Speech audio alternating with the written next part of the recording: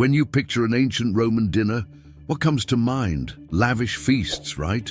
Senators reclining on couches, being hand-fed grapes, while servants bring out platters of, what?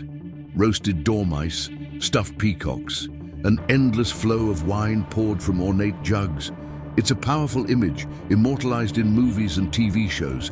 It speaks of incredible luxury, decadence, and an empire so powerful it could afford to eat the most exotic foods imaginable.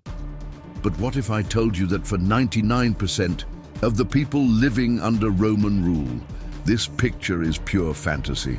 What if the real diet of a Roman legionary marching to the edge of the known world, a humble farmer tilling his field, or a craftsman living in a crowded city apartment was something else entirely? The truth is, the real Roman diet was simpler, more practical, and in many ways, the secret ingredient that fueled one of the greatest empires in history. The food that built the Colosseum and conquered continents. It was humble, hearty, and designed for survival. So, in this video, we're going on a culinary journey back in time.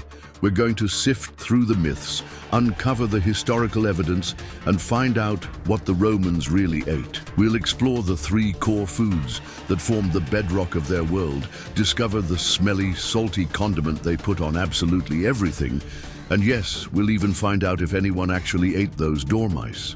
This is the real story of the Roman appetite. So if the average Roman wasn't dining on exotic beasts, what filled their plates? The answer lies in three simple yet profoundly important staples, known to historians as the Mediterranean Triad: grains, grapes, and olives. This wasn't just food, this was the fuel of the Republic and the Empire, the very foundation of Roman life and power. Let's start with grains, the undisputed king of the Roman diet. The Latin word was frumentum, and it was the civilization's lifeblood. For the earliest Romans, and for the poor throughout Roman history, wheat wasn't eaten in fluffy loaves of bread, but in a thick, hearty porridge called pulse. Think of it as a form of polenta. This was the ancestral food of Rome. A humble mush that could be jazzed up with whatever was on hand, a little salt, some herbs, a bit of cheese, or some chopped vegetables. It was cheap, filling, and provided the raw calories needed for a hard day's labor. Bread, or impanis, certainly became more common later, especially in the cities. Massive public bakeries, often powered by donkeys turning giant millstones, churned out loaves for the populace. The Roman state understood the importance of bread so well that it implemented the cura annoni, or the grain dole, a free monthly supply of grain for hundreds of thousands of Roman citizens. This wasn't just charity, it was a political tool to prevent riots and keep the massive, often restless, population of Rome fed and content. For the soldier, grain was transformed into bucellatum, a rock-hard, twice-baked biscuit, like military hardtack. It was durable, easy to carry, and provided the essential energy for a legion on the march. Next in the triad, grapes, or more specifically, wine. Wine in ancient Rome was a democratic drink, consumed by everyone from the emperor to the lowliest slave. But they had one golden rule: you never drank it straight. To a Roman, drinking undiluted wine was the mark of a barbarian. It was always mixed with water, often warm water, to make it safer to drink and to make the supply last longer. The most common drink for a soldier wasn't a fine vintage, but posca, a cheap, sour wine mixed with water and herbs, essentially a type of vinegar. It sounds unappetizing, but it was incredibly practical. The acidity helped kill bacteria in questionable water sources, making it a healthy and hydrating drink that quenched thirst, far better than plain water. Finally, we have the olive, the provider of what they called liquid gold. Olive oil was as essential as grain. It was a primary source of fat and calories, used for cooking and drizzled over bread and vegetables as a condiment. But its importance went far beyond the kitchen. It was the main fuel for terracotta lamps that lit Roman homes after dark. It was also their soap. Romans would cover their bodies in oil at the bathhouses and then scrape it off with a curved metal tool called a strigil, removing dirt and sweat. This single fruit provided food, light and hygiene, making it an indispensable cornerstone of daily life across the entire empire. These three things, grain porridge, diluted wine, and olive oil, were the true Roman feast. A diet of bread, porridge, wine, and oil could provide the calories to survive, but an empire is built on strength. That required protein. This brings us back to those cinematic feasts of giant, roasted beasts. While a wealthy senator might enjoy a lavish roast at a banquet, the daily reality for the average person was far different. Meat was a valued, but often scarce, commodity. So what was the go-to meat of the Roman world? It wasn't beef or lamb, it was pork. The pig was the perfect animal for the Roman food system. Pigs are incredibly efficient to raise, they mature quickly, and they don't require vast pastures for grazing like cattle. They could be kept in backyards or forests, feeding on scraps and forage. Most importantly, pork was exceptionally well suited for preservation. Without refrigeration, being able to salt, smoke, and cure meat was essential. Salted pork was the Roman equivalent of bacon and ham, a staple that could be stored for long periods and transported across the empire.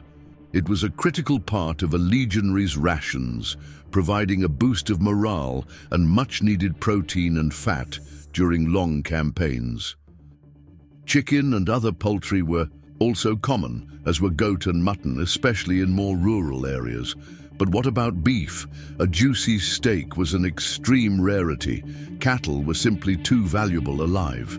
A cow or an ox was a living tractor, essential for ploughing the fields that produced the empire's grain. To slaughter one for a regular meal would be like a modern farmer dismantling his John Deere for a hamburger. Beef was typically only eaten during special religious festivals, after an animal had been sacrificed to the gods.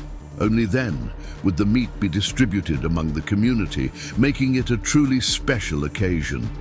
However, the single most important source of savory flavor in the Roman world wasn't meat at all.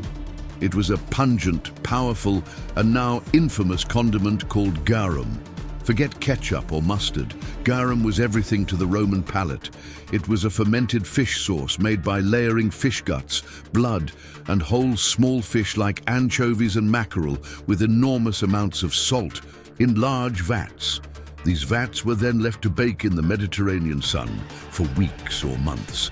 The enzymes from the fish intestines would break down the tissues, creating a protein-rich, salty liquid that was then drained off, filtered, and bottled. While it sounds disgusting, the final product was a complex, umami-rich flavor enhancer, much like modern soy sauce or high-end Asian fish sauces.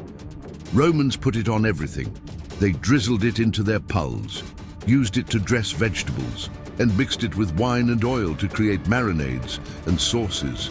It was a massive industry, with famous production centers in Pompeii and Spain, and its trade connected the entire Roman world in a shared, fishy flavor. A Roman meal wasn't just grains and protein. To provide vitamins, fiber, and variety, Romans relied heavily on the produce of their gardens and farms.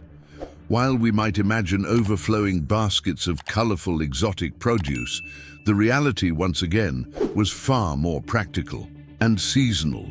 The Roman vegetable garden was filled with hardy, reliable crops that could thrive in the Mediterranean climate. At the top of the list were humble but essential vegetables like cabbage, onions, and garlic. The Roman statesman Cato the Elder famously declared cabbage to be the best vegetable in the world, believing it had medicinal properties for all sorts of ailments.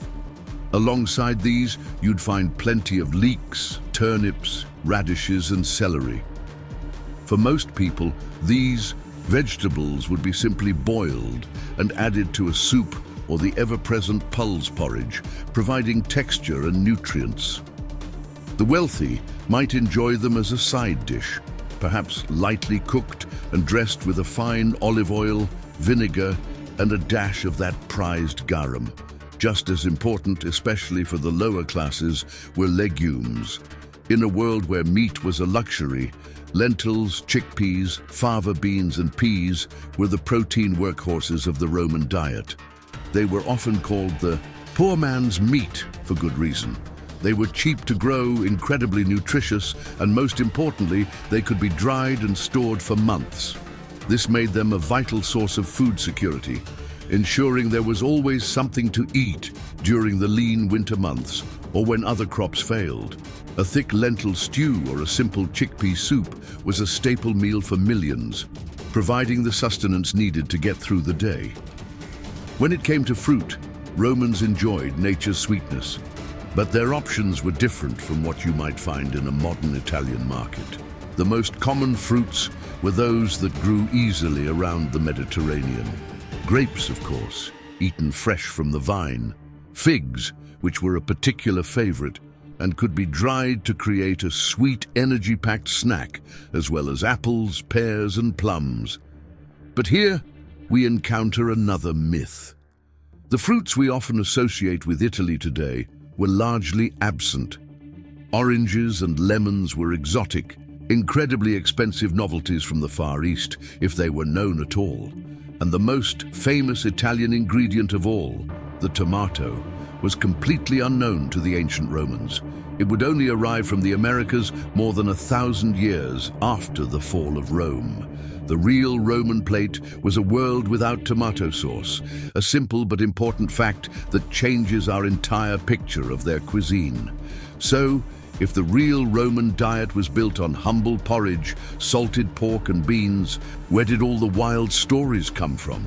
If the average person wasn't eating them, who was feasting on stuffed dormice and peacock brains? The simple answer is the 1%.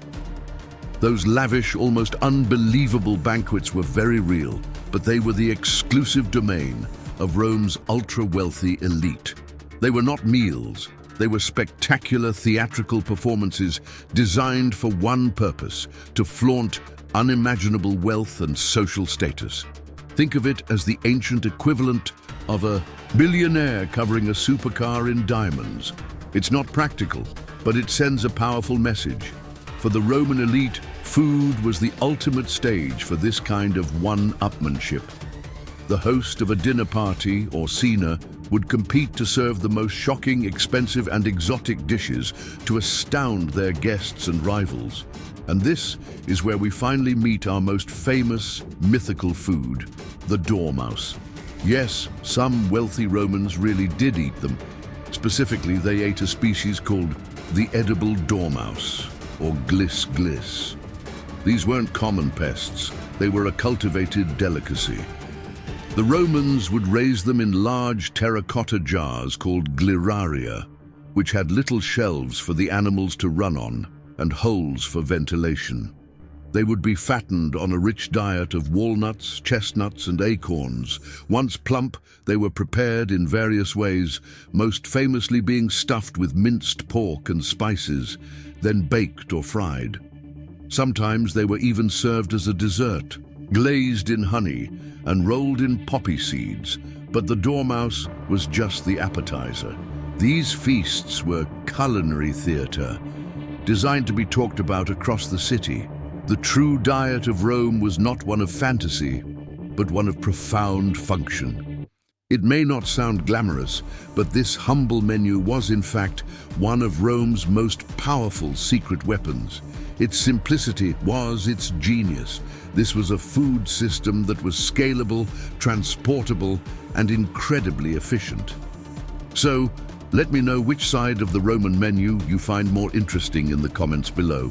And if you enjoyed separating Roman fact from fiction, please hit that like button and subscribe to the channel for more deep dives into the ancient world. Thanks for watching, and we'll see you in the next one.